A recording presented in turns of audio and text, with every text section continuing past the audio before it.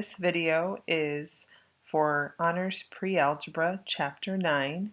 Notice that the essential question is, how are linear functions used to model proportional relationships? So we're going to be talking about linear functions in this chapter. There are 7 lessons, and in this video I will go through the practice problems found for each lesson.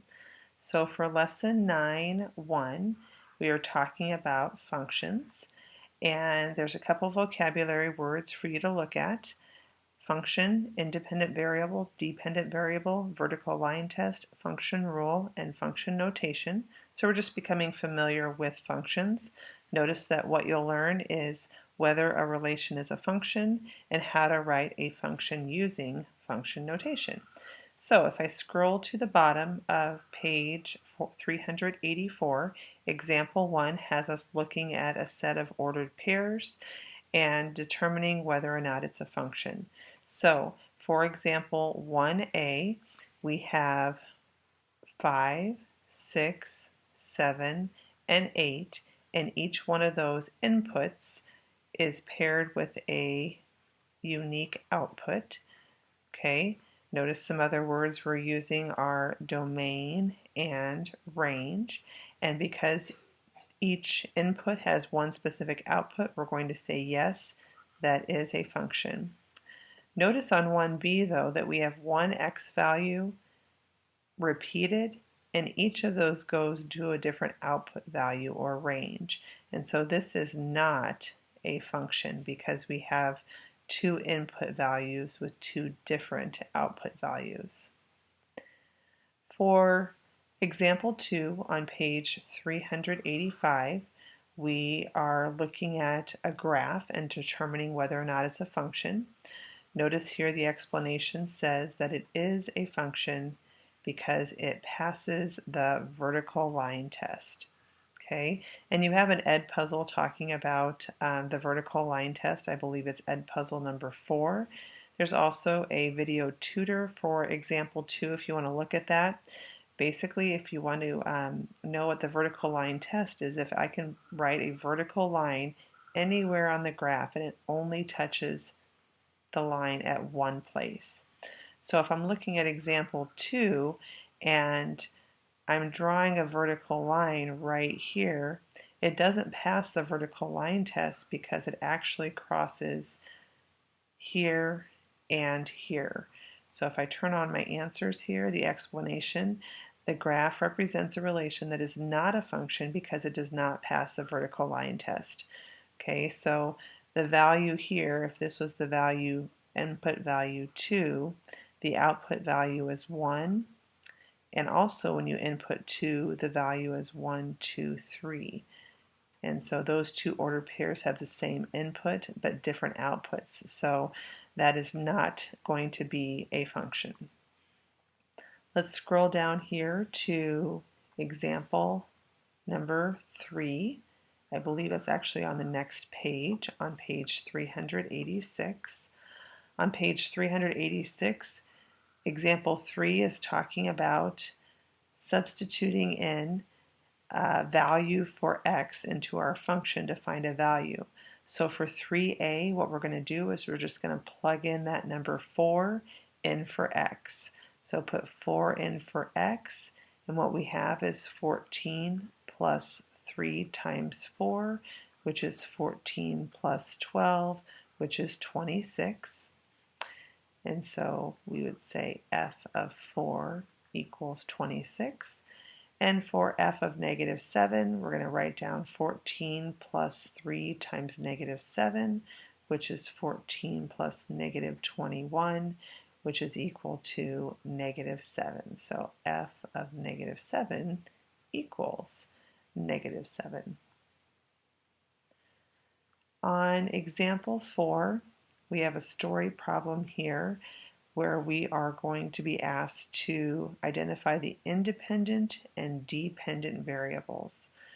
So and part B is to determine the number of songs that Mariah downloaded. So whale watching boat traveled at a speed of 5.5 miles per hour.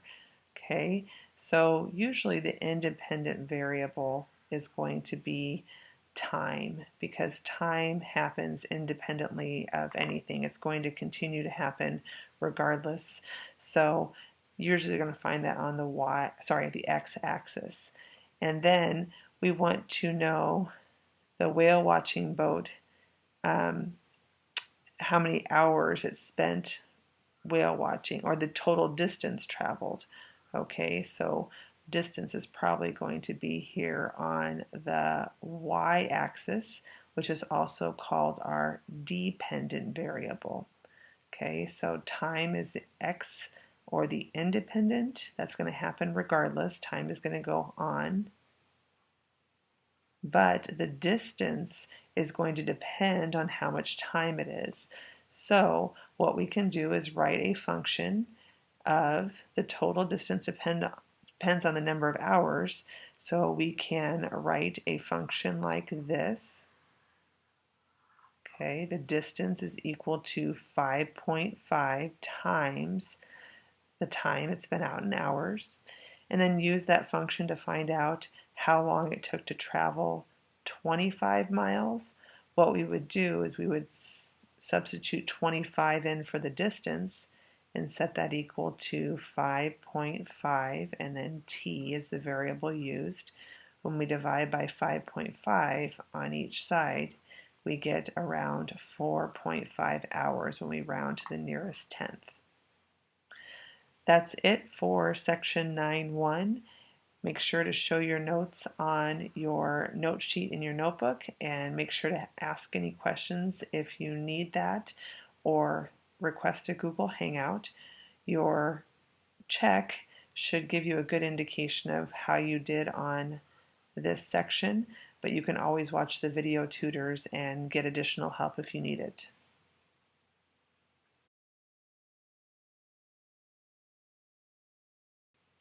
For 9.2, we're representing linear functions, and you're going to be solving linear functions with two variables and graphing those functions using ordered pairs. There are quite a few vocabulary words: linear equation, linear function, function table, x and y intercept.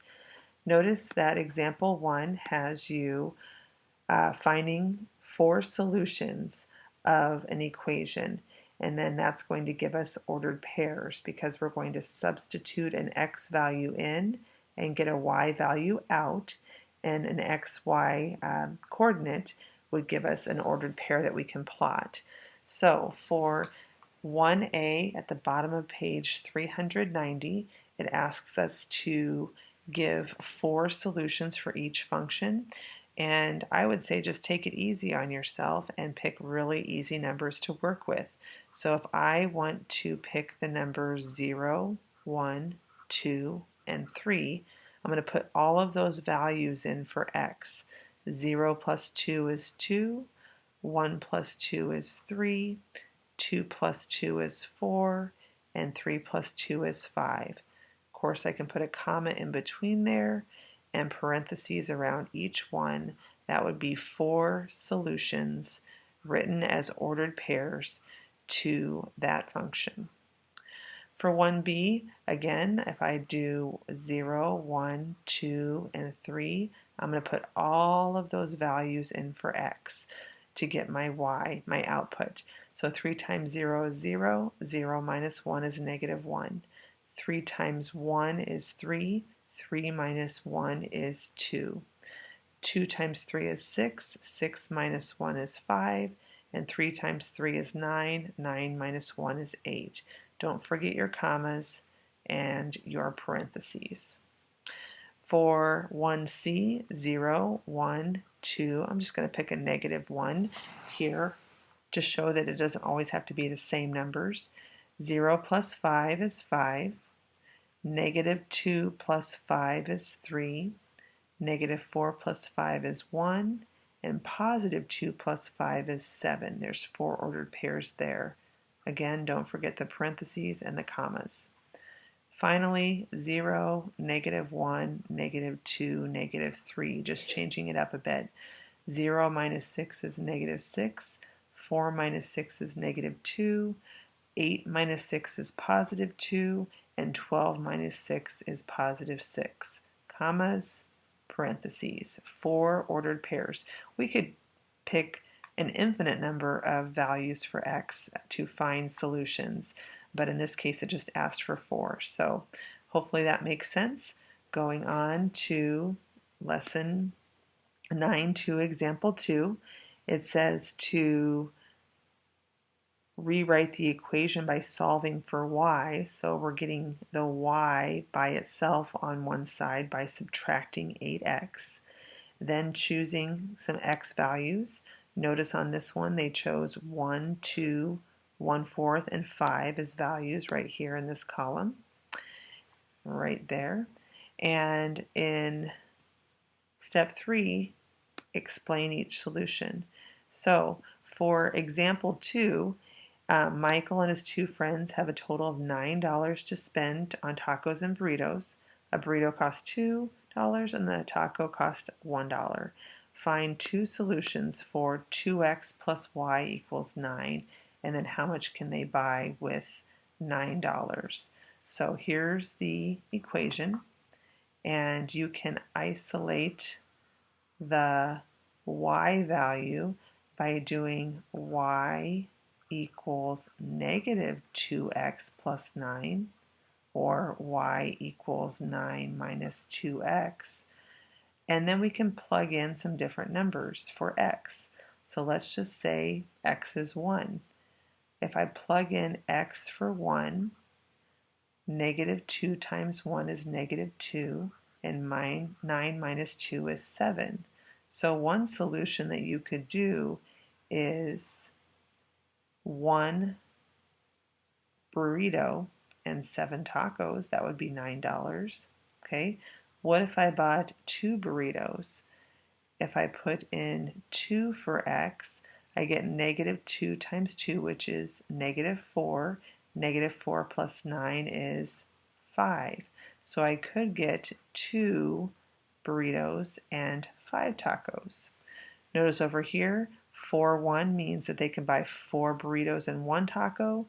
3-3 means they can buy 3 burritos and 3 tacos. Again, I could plug that in right here, the number 3. 3 times negative 2 is negative 6. Negative 6 plus 9 is 3. So you could pick a variety of numbers for x and find different combinations for that $9.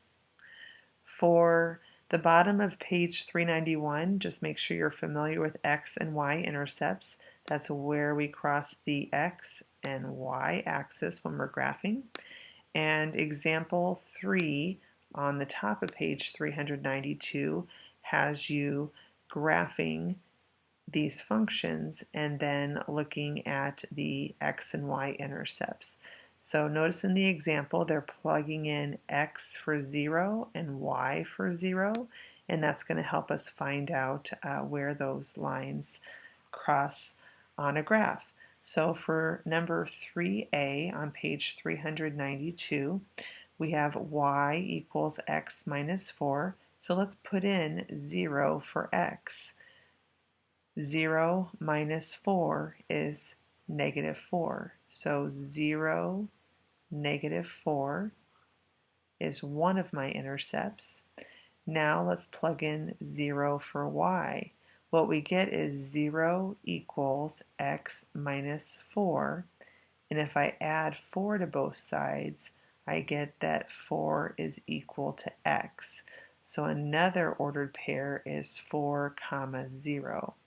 And if I would graph those 2 points on an ordered or coordinate plane, 0, negative 4 is right here, which is the y-intercept, and 4, 0 is right here on the x-axis, so that's my x-intercept. So that's what it should look like for 3a. For 3b, if I put 0 in for x, I get y is equal to 2, and if I put 0 in for y, I get x is equal to 2. So just make sure that you remember that the x is the first part in my ordered pair and y is the second part. So if I'm plugging in 0 for y, my x is 2.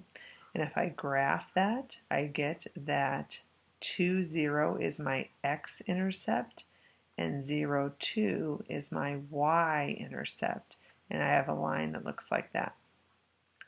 For example 4, it's asking you to state the x and y intercepts, then graph the equation, and then interpret what those intercepts mean. So we have y equals 40x plus 80. So for that one, state the x and y intercepts. So if I put y, let me put that over here, y equals 40x plus 80. Let's plug in 0 for x. 40 times 0 is 0, and then we have y is equal to 80. So 0, 80 is one of my intercepts. That's actually my y-intercept when x is 0. And if I plug in 0 for y, I get 40x plus 80, and when I take away 80 from both sides, I get negative 80 equals 40x, and when I divide by 40, I get that x is equal to negative 2. So negative 2, 0 is actually my x-intercept when the y is equal to 0. So the x-intercept is negative 2, 0, and since there can't be a negative number of rooms, the x-intercept really doesn't apply in this situation.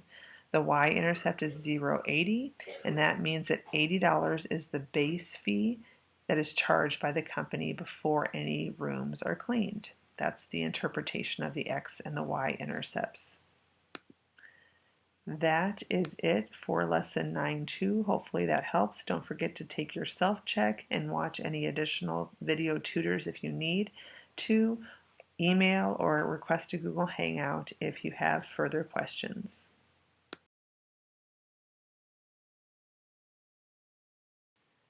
For lesson 9.3, we're finding the constant rate of change in slope.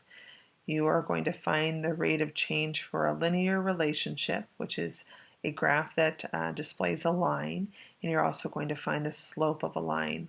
You have a few vocabulary words, including rate of change, linear relationship, constant rate of change, and slope. And example 1 is asking you to find the constant rate of change between the quantities. Notice that the distance and time are in a horizontal table here, but remember that time is going to always be our independent variable because time is going to happen independently of anything else. However, in this case, your distance, your y, is going to be your dependent variable because the distance that you travel is going to depend on the amount of time that you're on the zip line. Some other words we talked about for x and y, remember that's the independent and y is the dependent. We also talked about the domain and range earlier this year, and those are also words that we're going to be using. Notice that when they found the constant rate of change, they took the change in y, which is this case the distance, over the change in x, which is the change in time. Okay, so that's going to be important when we're talking about slope. Sometimes that's referred to as change. The little triangle there means change in the y values over the change in the x values. Another way that that's referred to is rise over run, and we'll get to that a little bit later, run, R-U-N, and those are just some different ways that we're talking about slope. One other way that it's referred to is y minus y sub 1, y sub 2, minus x. So again, those don't mean much right now to you because we're just starting with slope, but there's several different ways that slope is referred to, and hopefully by now you know that there are multiple ways to refer to things when you're studying math. So for down here, number 1, got it, on page 396, the number of days is going to happen independently of anything else, but the amount of money that you spend maybe, or that's being withdrawn, I don't know what it is, but it depends on how many days. So our y is going to be our money, our dependent variable. And so we're going to find how much it changes each day. It looks like it's going down by $20. And I'm going to put that over how my X is changing, and that's increasing by 1 every day. So we would say that our constant rate of change is negative $20 per day. On the top of page 397, we're talking about a story problem here, circle designs, and it gives you the step on how to find the constant rate of change. And those steps are really nice and laid out for you so that you are able to do the problem. Choose any 2 points on the line. In this case, they chose 2, 5, and 6, 4. 2, 5 is right here, and 6, 4 is right here. They could have chosen this point right here, but it's not on an exact point, so you don't want to estimate. You want to use exact points that fall on a cross between the X and the Y. And then notice step 2 is to find the change between the points. And so notice for the blue, they're talking about the Y values. There's the 4, there's the 5. So they took 4 minus 5. It doesn't matter if you take 4 minus 5 or 5 minus 4. You just have to remember whatever you did, the order on the numerator or the Y values, you want to do the same order in the denominator with the X values. So notice the X values are the 6 and the 2. So because they did 4 minus 5, we're going to do 6 minus 2. But you would have gotten the same answer if you would have done 5 minus 4, which is 1, and then 2 minus 6, which is negative 4. So if I scroll down here, 1 over 4 means negative 0.25 centimeters per second, or negative 1/4 of a centimeter per second. So for 2, we're going to look at circle 2, and we're going to use this point right here and this point right here. So start by writing the ordered pairs, which are 4, 6. Okay, if I write down the point 4, 6, and then I write down the second ordered pair, which is 2, 3. Okay, 2, 3. What we're going to do is we're going to find that change in Y. So 6 minus 3 equals 3. And then 4 minus 2. 4 minus 2 is 2. So 3 over 2 is equal to 1.5 centimeters per second. So the radius of the circle is increasing at a rate of 1.5 centimeters per second. Notice that's a positive number. This other one was a negative number, so it was decreasing. Okay, so that's going to be important to pay attention to, our positive and negative numbers. Make sure that you fill out these words on your note sheet, because it's important to know that we have some different ways that our linear equations can look. Positive slope, a positive rate of change means that it's increasing, whereas a negative rate of change or a negative slope means it's decreasing. And obviously if it's a horizontal line, there's no change, meaning a 0 rate of change or 0 slope. Going to page 398, we have another key concept at the top here.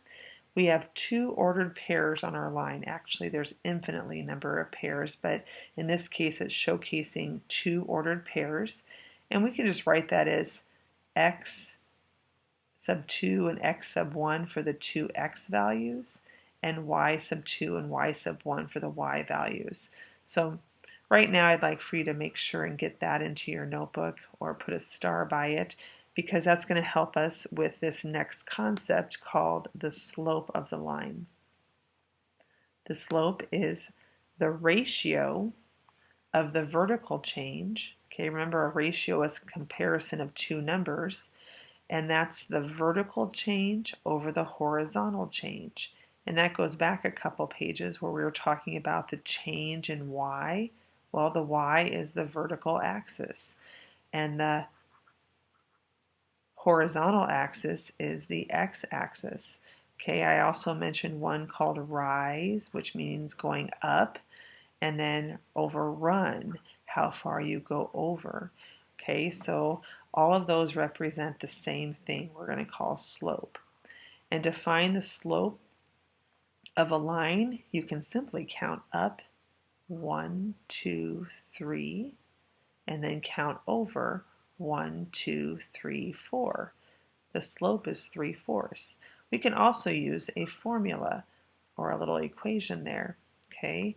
And in this case, I'm going to go up 1, 2, 3, 4, and then over 1, 2, 3, 4, 5, 6. But notice that was a -6 because I traveled to the left, and that's where the negative numbers are on the number line, and I went up a positive. But there also is a way to do that. If it's a graph like this, it's very handy just to count up and over. But if you don't have a graph and you just have ordered pairs, you're going to want to know this other strategy, which is to do some subtraction of the y's and the x values. So on the examples on page 398, this one's not too hard to do just using the graph by counting up 1, 2, 3, 4, 5, and then over 1, 2, 3. 5/3 is the slope. On 3b, here's my 2 points. I'm going to count 1, 2, 3, 4, and then over 1, 2. I went up 4 and to the left 2, which is equal to -2. If I don't have a graph, I certainly could draw a graph and plot those points, but this is a case where you're going to need to know a different strategy to make it a lot easier. So -4, 3, and 1, 2. We're just going to subtract the y values, so 3 minus 2 is 1, and then subtract the x values. -4 minus 1 is -5. The slope for 3c is -1/5. And I'm just rewriting these because it makes more sense to me, but you don't have to do it this way. You could circle it -5 minus 3, which is -8, and then 1 minus 8 is -7. A negative divided by a positive is a positive. So 3D is a positive 8/7 for a slope.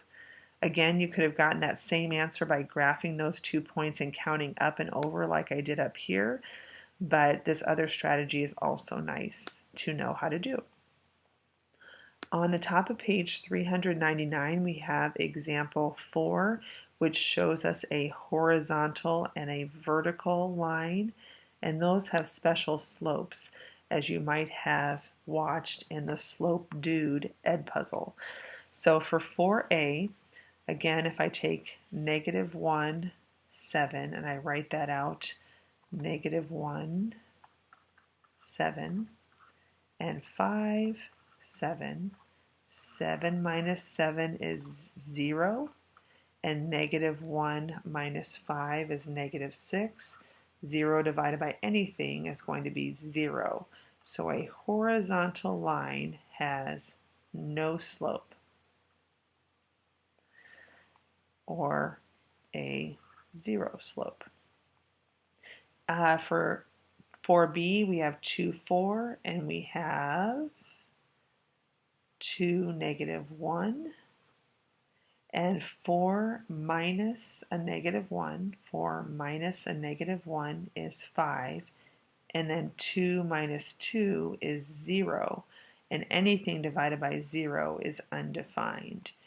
Okay, it also does not pass our function test. Remember, we had 2, 4, and 2, -1. We have the same x value going to different y values. So that's not going to be a function. It also won't pass our vertical line test, because if I drew a vertical line here, it would pass multiple points on this line. So this is not a function. However, this would be considered a function. All right, that is it for lesson 9.3. Again, you have lots of resources, including video tutors and Google Hangouts and email if you have any questions.